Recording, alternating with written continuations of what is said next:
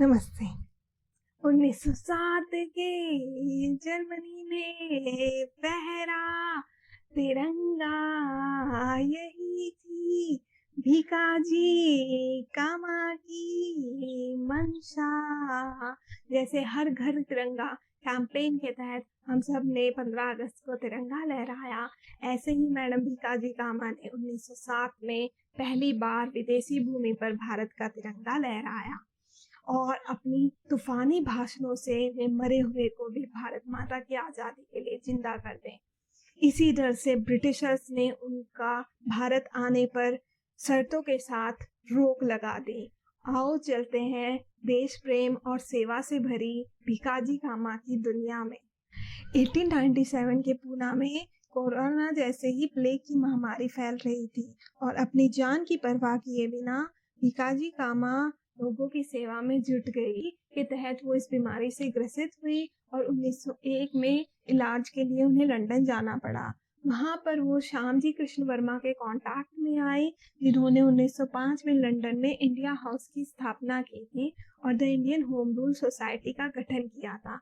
उन्हीं से प्रेरित होकर भिकाजी कामा ने पेरिस में 1905 में पेरिस इंडियन सोसाइटी को फाउंड किया और श्यामजी कृष्ण वर्मा के थ्रू ही ये दादा भाई नौरोजी के कांटेक्ट में आई, जो कि 1906 में ब्रिटिश पार्लियामेंट के लिए इलेक्शंस में खड़े हुए।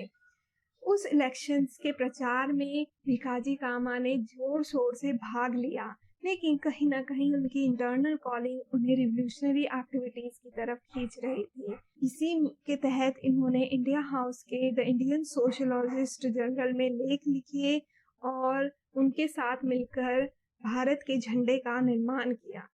1907 में जर्मनी के स्टुटगार्ट में हुई इंटरनेशनल सोशलिस्ट कॉन्फ्रेंस में मैडम भिकाजी कामा ने पार्टिसिपेट किया और वहीं पर पहली बार भारत का झंडा विदेशी भूमि पर लहराया और उसे आजाद भारत और शहीदों के बलिदान का प्रतीक बताते हुए वहां पे प्रेजेंट सभी लोगों का सिर वंदे मातरम के उद्घोष के साथ संडे के सम्मान में झुक गया। अब ऐसी तूफानी गतिविधियां ब्रिटिशर्स की नजर में तो आनी ही थी।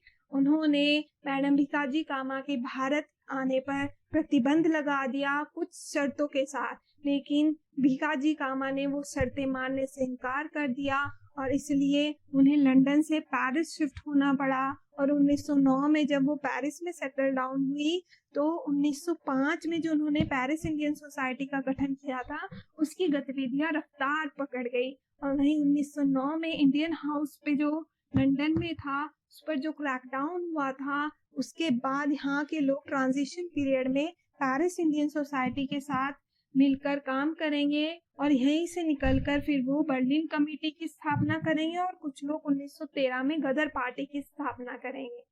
वहीं मैडम भिकाजी कामा ब्रिटिशर्स के विरोध में मंथली जर्नल वंदे मातरम की शुरुआत करेंगी, जो कि भारत में बंकिम चंद्र चटर्जी के सॉन्ग वंदे मातरम के गाने पर प्रतिबंध लगाने के विरोध में है। और दूसरा मदन तलवार, जो कि मदन लाल ढींगरा ने कर्जन वाइली को जो मारा था उसमें उनको मृत्यु की सजा हुई थी, उसी के विरोध में मदन तलवार पीरियोडिकल भी उन्होंने पब्लिश किया और अपनी तूफानी भाषणों से वो लोगों को क्रांतिकारी गतिविधियों से जोड़ती रही। लेकिन जब वर्ल्ड वॉर शुरू हुआ तो उसमें फ्रांस और जो ब्रिटेन थे वो अलाइज थे, इस कारण उन्हें फ्रांस सरकार ने परेशान करना शुरू कर दिया। फिर भी एग्जाइल में रहते हुए वो भारत के आज़ादी की गतिविधियों में भाग लेती रही।